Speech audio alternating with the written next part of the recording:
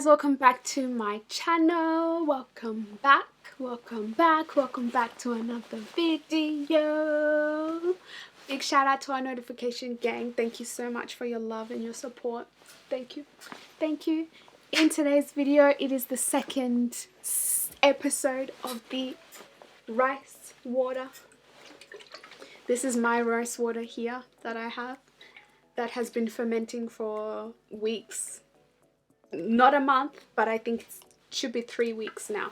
So today we're going to be talking about the pros and cons of this bad boy here, because there are pros and cons.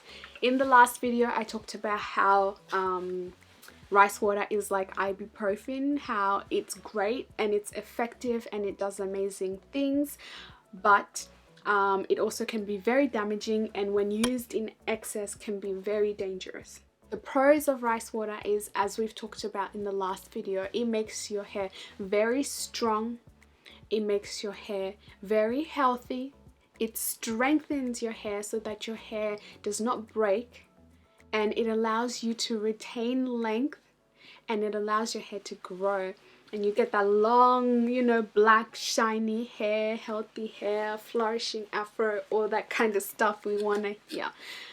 So those are the benefits of rice water, and we've seen it with so many people.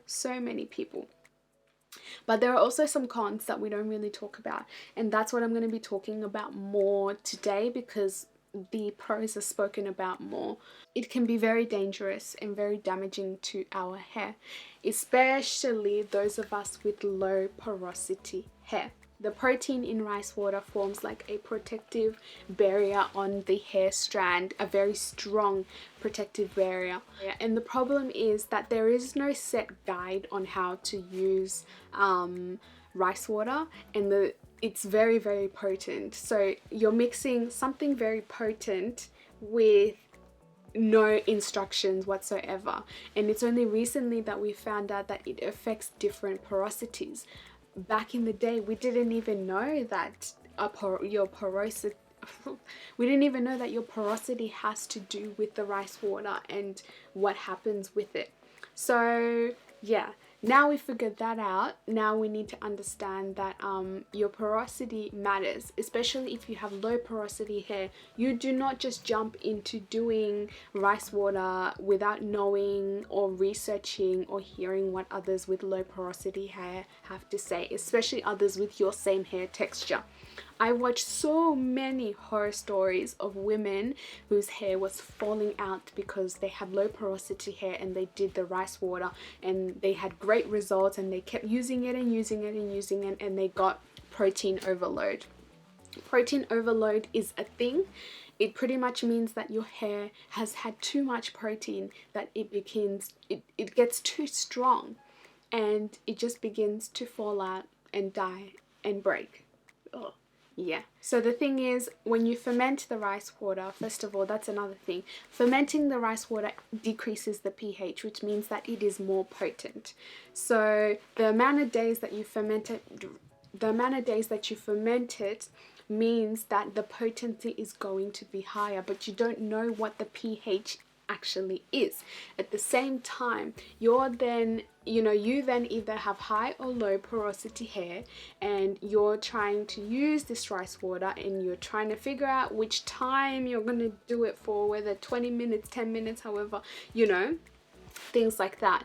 The Yao Women, obviously they've been doing this for centuries, and I would presume that their hair is high porosity. The reality is that's not going to be the case for us. We do not have long jet black type 1 hair. We have type 4 hair, which already struggles with moisture, which is already very sensitive. So you need to be careful with how you do it. And most YouTubers don't speak about that you need to be careful, first of all, how often you're taking your ibuprofen, your rice water. Secondly, what your dosage is of the rice water. Like, how much are you, what's the pH of it? How much are you using? How long are you gonna leave it in your hair for? How long is it gonna sit in there for? How frequently are you gonna use it? Things like that. Other cons is the fact that people use rice water in different ways. Others spray it into their hair and wash it out. Others use it as a mask. Others use it as their water in their lock method. Others use it as an overnight mask. There are so many different ways that people use rice water. What works for one person's hair is not going to work for another person's hair. Maybe your hair is low porosity, but it is so sensitive to protein overload, where if you leave that rice water in overnight, your hair will wake up like the Sahara Desert. At the same time, someone else may, you know, use it and they actually sort of have high porosity hair, but they don't actually know it, but their hair behaves like low porosity, so it works well for them. Those are also other things to take into consideration, that people's hair differs. And with using a product that is very potent but has no use guide, it becomes a bit tricky and it becomes very dangerous. I mean dangerous in the sense for our hair, not dangerous as in it's bad for your health or whatever, but dangerous for your hair. What we're trying to do is we're not trying to get into that cycle. I'm trying to give you guys as much information as you need to make you confident and comfortable to understand what the good and the bad about rice water is, and also be confident enough to use it if you want to use it, and be confident enough to say, you know what, rice water is not for me. And I'm hoping that by making this video, we will not have to learn the hard way like other people had to learn the hard way. That's the point of this platform, to educate people so that we don't make the same mistakes as other people. So that even if my son, God forbid, please Lord, nothing happened to my hair with this rice water. Nothing is gonna happen, but if something happens to my hair with this rice water, I want to make sure that it doesn't happen to you. Because we shouldn't want to, you know, grow our hair so long to the point where we end up damaging it because of trends.